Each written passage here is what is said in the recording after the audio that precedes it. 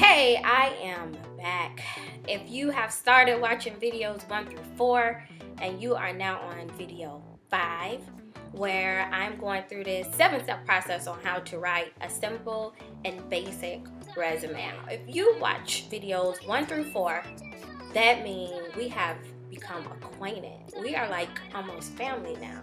I think I'm just gonna refer to you as my family because this is information and knowledge that I share with them, and I feel like I can talk to them like, okay, this is what you should do, this is how it should go, and I don't really have to sugarcoat much. So I feel like right now I can talk to you like that because you watched 4 of my videos already and you're on video 5, so you really want to know this information, and I really want to share it with you. So family, step 5 is the meat and potatoes of this entire 7-step process: the professional work experience. With this area, what you want is you want to list the key information about what it is that you're currently doing. You want to list the name of the company that you are working for or worked for in the past.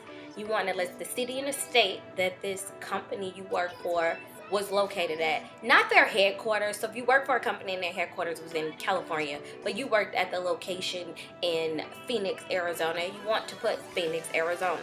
So ABC Company, Phoenix, Arizona, and then you want to put the dates. Dates are so important. I see a million resumes where people don't put dates, and I don't know if they don't put dates because they feel like that's not important, or I don't know what people think, but you need dates. And if you're currently working there, you need to have the month and the year to present, or you need to have whatever those dates are that you work there. You don't have to put the actual date. So if you started June 26, 2002, you don't have to put June 26, 2002. As a reader of a resume, I actually just prefer the month and the year. At the end of this video, I'll have an example following as well so that you can see exactly what it is that I'm referring to. But anyway, you have ABC Company, the city and the state, the dates that you work there, and then under the city and under the company name, you will have the position title that you held in this role. After that, you will have the bullet points about what it is that you did. It will be, I like to see somewhere between 4 and 5 bullet points. It's all dependent on how long did you work there, how extensive was your role. Those things depend on how many bullet points that you should have. I like to look at somewhere between like 4 and 5 bullet points because I don't want you to inundate a resume with 8,000 bullet points for one job and then you still have 5 more jobs to go. You should just really have the top 5 things that you did at this job. And in those 5 bullet points, you need to go level of importance with your bullet points. First bullet needs to be the most important job that you did or while you were there, or the overall accountabilities and responsibilities that you had. And then as they follow, they should somewhere like taper off to, okay, I did this, but it wasn't a primary thing that I had to do daily, or it wasn't necessarily important or detrimental if I didn't do this daily. So make sure when you list them, your bullet points start with what's the most important to not so important, but I still had to do this. Now, some food for thought for people who have an extensive amount of experience. If you had 20 years of experience and you had 10 jobs, which I hope you didn't have 10 jobs in 20 years, do not list all those jobs and send me or any other hiring manager a 30-page resume. I'm not gonna read it. So it's just best if you leave it off. I would put maybe like some sort of one-liner that says how other opportunities in between then or something like that. Don't send a resume with 20 years of experience and 5 different pages. Just put what's important, what's relevant right now. However, do make mention that you do have more years of experience. Something maybe you can mention in the objective, or you can mention at the bottom of a resume. Without further ado, family, here we go. And here we are, step 5 of 7 of how to write a simple, basic resume. Professional experience. This is the meat and potatoes of your resume. What is important when it comes to professional experience? Obviously, everything is important, but this is very important. Dates, and yes, you guessed it, dates. Dates are so very important to have when you are discussing your professional experience. People sometimes leave them out. If you leave them out, that is the ultimate no-no.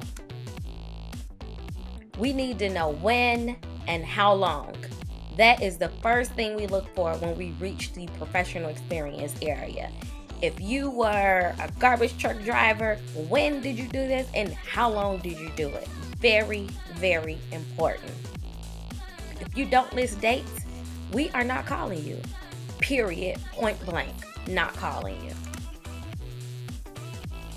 It needs to be in a consistent format. I'll provide an example of what that looks like.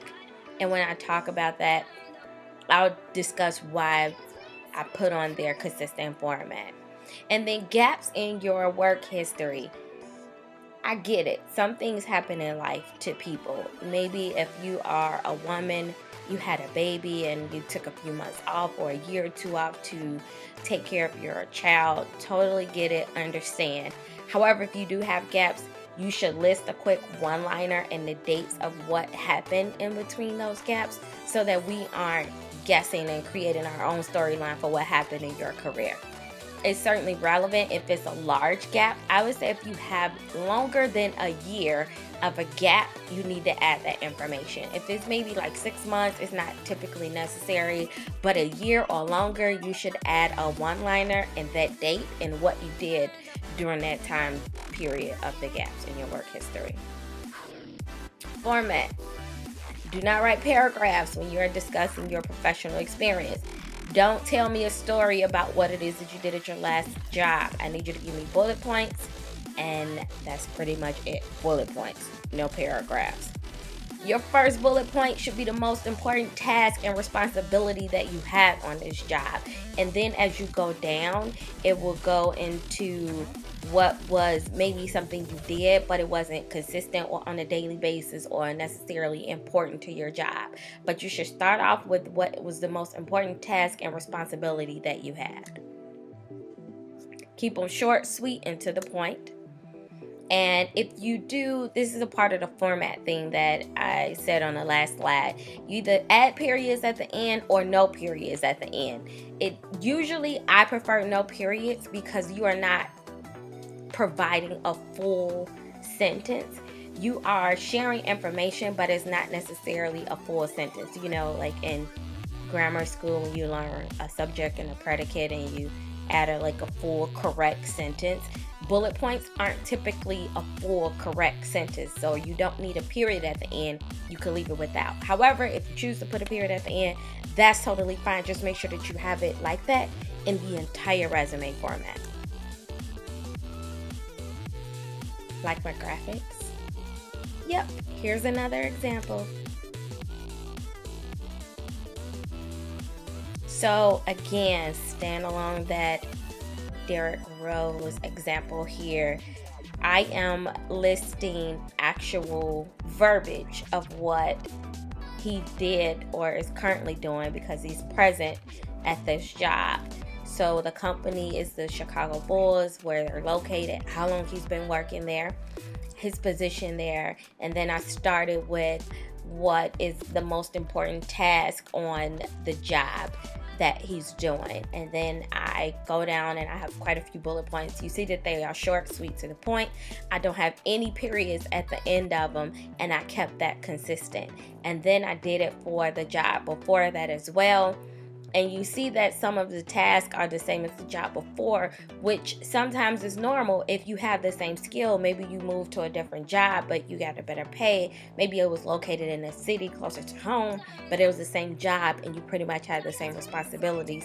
It's totally fine to have some of the same exact bullet points from what it is that you did before and what it is that you're doing now. They can correlate. That's usually normal with experience. I wanted you to see how I listed the bullet points and how they are consistent and in line. The dates, he is present there, so I put present. I have them all in line as well, so you can see that they are lined up together. Also for the dates area, I put the month and the year as opposed to the actual date. So sometimes people will put June 15th, 2008, or if it was September 10th to June 12th. If you don't know the exact date, that's perfectly fine. I actually prefer you to leave the actual date out because I feel like it just causes too many, it makes it look a little, I don't know, I'm a little OCD. So for me, I just like it to keep it clean. With numbers, it could just have the extra comma and things like that. And it's fine. It's not a right or wrong. Again, this is just my preference. I like bullet points and I like them to be aligned and look like they're in sync with each other. And again, no periods at the end of the bullet points. Not Derrick Rose information. Go Bulls.